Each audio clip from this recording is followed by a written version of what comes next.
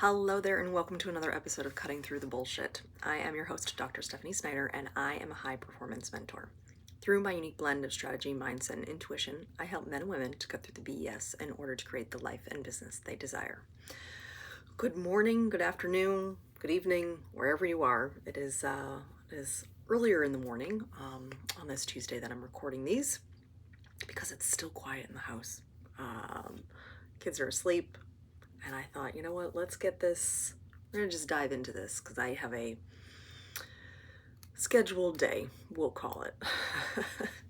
But first off, I wanted to start off by just sharing the gratitude that I have for this community, for you listening here on the podcast, for my new followers on Instagram, and my YouTube subscribers. Thank you so much for being here. I do appreciate you spending your time with me.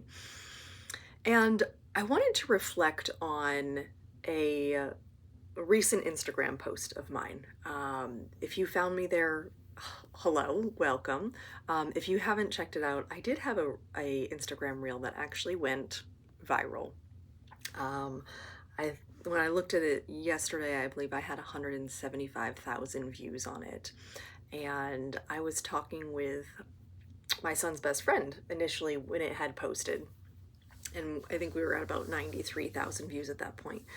And he said, "Holy crap, what did you do?"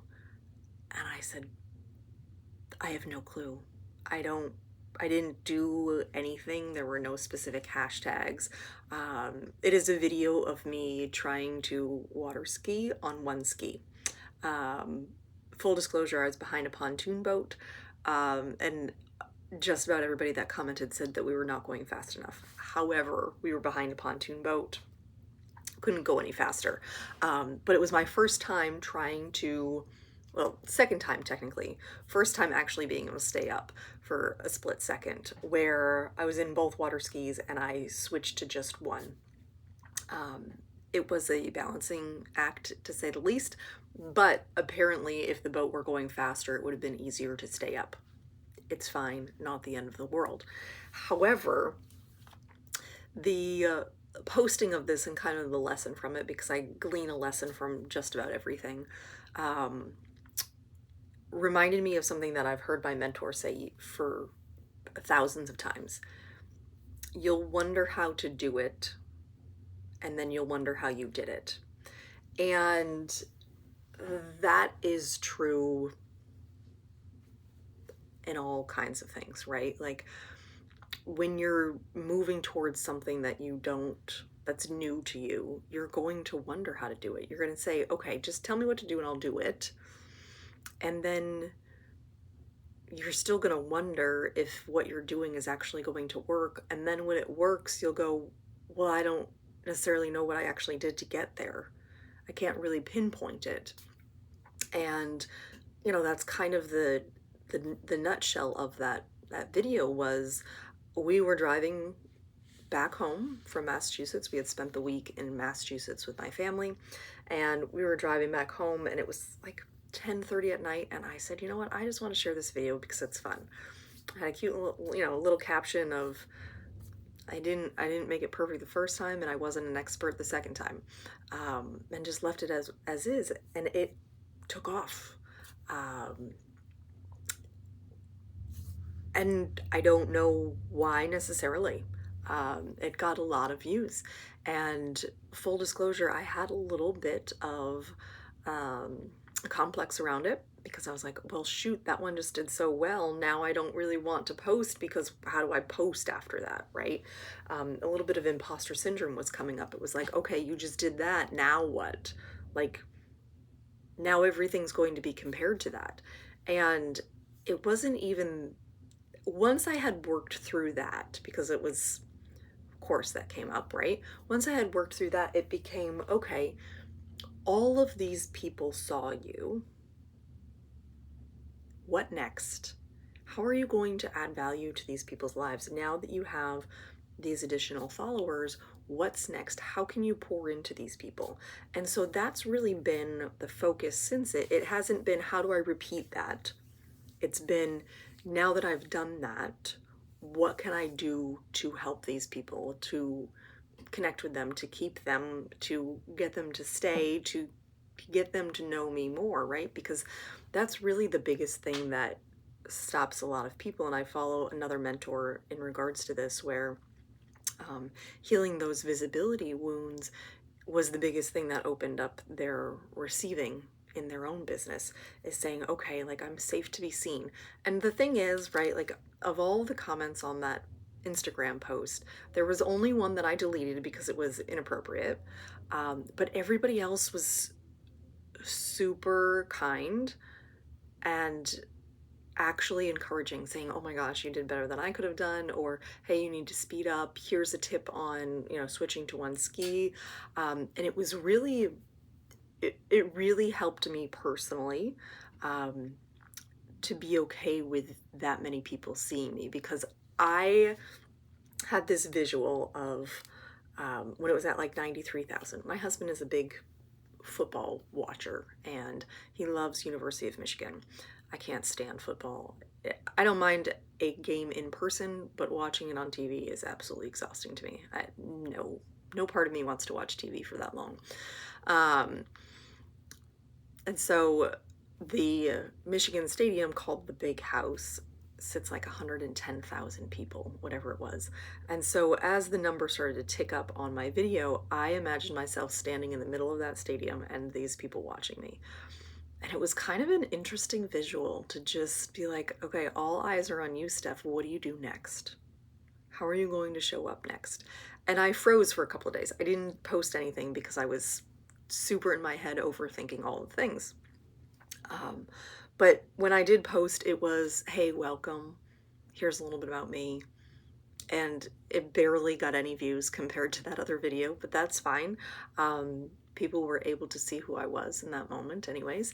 And now that I have all these people connected, I can continue to connect with them through YouTube, through my Instagram reels, through my podcast. And that's really my goal. I know that I'm here to help others kind of break free to bridge the gap. Actually, this was the concept that came to me last night as I was trying to fall asleep and thinking of the 900 things that were happening the rest of the week, right? And Spirit moved me to remind me that I'm here to bridge the gap from where you are to where you want to go. Because there are so many of us that say, okay, here's, like, I want to be here, and I'm not entirely sure how to get there. And that's really what I'm able to do, is say, okay, here's where you want to go. Here's where you are. Here's how we get there. These are kind of the pathway to get there. And it's really amazing how quickly that will start to fall into place for my clients. Being able to just bridge that gap, because a lot of the times we don't ever take that step because we don't know where it's supposed to go. We're afraid of it, and building that trust with yourself is a key component of that. And that is definitely something that I work with all my clients, and it's a through line that comes through all of my content, is you really have to learn to trust yourself. And you've got to start small for that, because we're the only person who has ever heard all of our lies. And so one really easy way, I say easy, can be uncomfortable to start this way, but it's to become a person of your word. If you say you're going to do something, you do it. Otherwise, don't say it, right? And I get convicted of this occasionally, specifically by my children, when I'll say, okay, let me do it in a minute. And they're like, it's been 5 minutes. You said you were going to do it, right? And so I have really become even more intentional with that aspect of things, right? Like, if I say I'm going to do it, I actually do it. And I now have the little nudge of my workout today. And the workout today is probably going to be a run after I finish these recordings. So if I say I'm going to do something, I'm going to do it. Otherwise, I don't say it. And that, to me, is such a key point of integrity in general. But also, it unfortunately isn't common. Um, People talk a lot about stuff, and they don't always have the bandwidth to back it up. And that to me is quite tragic, actually. Um, because then your words become kind of empty and meaningless. And so, if nothing else, start to become a person of your word. Be of integrity. If you say you're going to do it, then actually do it. Um, yeah, my challenge for you, right? So, make a mental list, right? Or write down the things. Okay, this is probably easier if you have someone holding you accountable, like an employer or whatever, but like just in your day to day, if you say you're going to get up early to work out, get up early to work out. And then notice how good it feels to actually keep your word to yourself, because that's how you build your trust. We want to trust ourselves for these big, huge things, but if we can't trust ourselves for these little things, it's going to be near impossible to trust ourselves for these big, huge things. It's going to take too much energy for us to do it that way. So, starting small, that is how anything is built that will be sustainable. Small over the course of time. So, I am going to sign off here. The natural light just came streaming through the window, and now it's incredible for these videos. So I'm going to sign off here. If you are looking to bridge the gap to get to from where you are to where you want to go, and maybe you're struggling to do that, or you're not entirely sure how to do it, please reach out. This is the work that I do with my private clients. It is life-changing for sure. And I promise you it will be worth your time and your energy. So I'm sending you so much love. I hope you have an amazing rest of your day. And as always, be you, because the world needs more of you. Bye.